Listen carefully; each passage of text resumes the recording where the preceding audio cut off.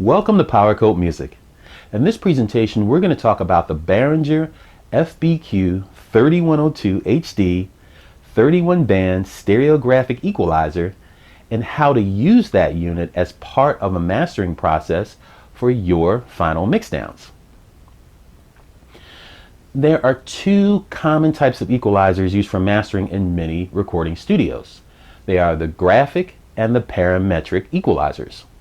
Now, graphic equalizers use slider controls to cut and boost frequency bands. For example, a simple 5-band EQ will consist of frequency bands such as a low bass, mid bass, a mid-range, a upper mid-range, and a high frequency or treble frequency band. I use the Behringer FBQ3102HD graphic equalizer as part of my audio mastering process because it's effective and it's fairly simple to use. Naturally, the more frequency bands that a unit has, the more control it will have over the audio spectrum. Now, we'll talk more about the Behringer FBQ3102HD in just a moment. But it's important to understand that of the two types of equalizers that I mentioned, that are the graphic equalizer and the parametric equalizer, the parametric equalizer is generally more complicated than the graphic equalizer. This is because they can be used to make changes to frequencies that are not limited to volume, unlike graphic equalizers. For example, parametric equalizers allow you to manage the Q, or the quotient of change, and this is the frequency's range. They also allow you to manage exact frequencies along with decibel levels. Also keep in mind that graphic equalizers work to manage frequencies that are fixed. With parametric equalizers, users can select and adjust frequencies by ones, tens, or more depending upon the brand and the model. Now, in this presentation, I'm going to talk about how I master recordings in my home studio using the 31-band FBQ3102HD graphic equalizer from Behringer. This unit is economical, it's packed with features, and it gets the job done. With this, sit back and relax, don't go anywhere. We have a lot to cover, and you are not going to want to miss it. For additional and detailed information on the Behringer FBQ3102HD, watch my presentation, Behringer FBQ3102HD 31-band stereographic EQ, why and how I use it, on this channel. First, let's now review how the Behringer FBQ3102HD's sliding controls are set up at a high level. Imagine the audio frequency range as a wide highway with many lanes. Now, each of these lanes will represent a specific audio frequency band or group. The left lanes will contain the really low frequency content, mainly bass vocals, and kick drums and toms. The middle lanes will make up the region of most musical instruments, along with male and female vocals. Now, the right lanes will have all of the high frequencies, such as snare drums, cymbals, and higher end percussion instruments. This content is often known as, or referred to as, the sizzle of the final mix. Now, we'll review the Behringer FBQ3102HD's sliding control frequency band group details. Let's break down and analyze the FBQ3102's 31-band groups in more detail. Now, this is going to help us better understand how to adjust the sliding controls to manage the frequency spectrum of your specific mix. First, when working with graphic equalizers or equalizers in general, it's important to understand the difference between hertz and kilohertz. The hertz, which is the Hz symbol, means that the specific frequency is 1 cycle per second, that is from beginning to end. kilohertz, which is the KHZ symbol, this refers to how many thousands of cycles the frequency occurs per second. Let's start our detailed analysis at the left side of the unit and work our way across the slider controls. This first frequency band group's range is from 20 Hz to 80 Hz. Now this is where you manage your low bass frequencies. This includes various drum tracks such as bass and also bass vocals.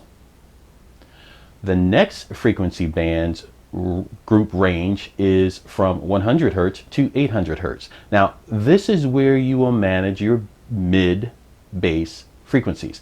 Now this range includes the lower mid bass frequencies of instruments such as guitars and keyboards, along with male and female vocals. The next frequency band group's range is from 1 kilohertz to 8 kilohertz. Now this is where you manage your mid-range frequencies. Again, this mid-range group includes most instruments, or should I say the kind of more mid-range areas of instruments such as guitars and keyboards, along with male and female vocals. The next and last frequency range band groups, this ranges from 10 kilohertz to 20 kilohertz. Now this is where you manage your high frequency or treble frequencies. Now this group includes items like snare drums, cymbals, and higher pitched percussion instruments. The unit also has low cut and high cut controls on each channel. The low cut control manages the lower cutoff frequencies. The high pass filter covers the range between 10 and 400 Hertz, where the filter lets the signal pass through unprocessed when the control is in the 10 Hertz position. The high cut control manages the upper cutoff frequencies. The low pass filters covers the range between 2.5 and 30 kilohertz, whereby the filter lets the signal pass through unprocessed when the control is in the 30 kilohertz position. Now, let's look at a suggestion for how to master mixes with the Behringer FBQ3102HD equalizer. Basically, this is what I do. I have a separate mastering rack, whereas the Behringer FBQ3102HD is the first unit in that signal chain. This means that the first step in my mastering process is equalization. In preparation, I first turn off or disable all effects units after the equalizer so that I can focus solely on that part of the process first. When I start the music, I keep an eye on the EQ's input-output meter to avoid distortion.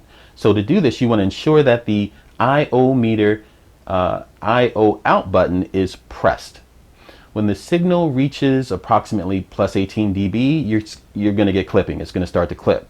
And you'll know this because, of course, the red clip LED light will go on. So monitor the input at all times to prevent this. Now on the equalizer, move all of the sliding controls to the middle position. Make sure they're flat. Now when in the 0 or middle position, the frequency ranges are not processed at all. You want to start out with no EQ. So to boost the frequency range, naturally as you go through your process, you pull the sliding control upward. To lower it, of course, you pull the sliding control downward. It's simple. Now, you also want to ensure that the low cut and high cut knobs are at their lowest settings at this time. I generally start with adjusting the lower frequency bands first if needed. Now, I only make small changes to a slider if it's required. Small means moving the slider control up or down one line at a time. If a change to a band is not required, then leave that frequency band's control slider in the middle or 0 position. This means that specific frequency band is off and will not be processed. While monitoring, slowly work your way from left to right, adjusting the frequency bands from lowest to highest, following 3 basic suggested rules. The first is to adjust a frequency band only if you need to. If you don't, then set it to the middle or 0 position. The second rule is to adjust the frequency band sliders in small increments. And the third rule is to remember that less is more. This is important because with graphic equalizers, adjusting a slider control also affects its neighboring frequencies. For example, if a bowl is covered with a plastic wrap and you put a marble on top of it, it will create a sloping effect. The closer you are to the marble, the more it slopes as opposed to the areas further away. The weight of the marble determines the amount of the slope. Now, the same rule applies to how graphic equalizers handle frequency adjustments when boosting or cutting bands. So, keep this in mind as you work across the audio spectrum. The final step for me in this process is to use the FBQ feedback detection functionality. You use this by pressing the FBQ switch what this is going to do is allow the unit to be used as a spectrum or audio analyzer. When this is invoked, the frequencies that have feedback are indicated by a lit fader LED. It'll be red. All other LEDs are toned down. Now, to get rid of the feedback, simply lower the related frequency band incrementally until the feedback is eliminated, and you'll know that because the LED will no longer light up. That's pretty cool. Now, once you've completed making your adjustments across the frequency spectrum and you're happy with the results, then you are done. Now, if not, then you can try increasing the low cut knob to affect the hertz frequency bands or the high cut control knob to affect the kilohertz frequency bands. After doing this, you may need to readjust any related frequency bands accordingly. In summary, as always, your ears are your best friend, so experiment, be patient, and apply the suggested rules. If you find that you are using or you need large amounts of EQ, you may need to revisit your final mixdown again before mastering. Well, that's a wrap. If you like this presentation, please give it the thumbs up and click the subscribe button on your screen now to join our group. We have new presentations coming out every 7 to 10 days, and we would love to have you be a part of our team. Leave a comment in the comment section and let us know what you think about this presentation, and check us out on Facebook, Instagram, and Spotify. Also, check out the other music on this channel and the other videos, especially the playlists, because they are designed just for you. Thank you so much for stopping by. We really appreciate it, and we look forward to seeing you soon.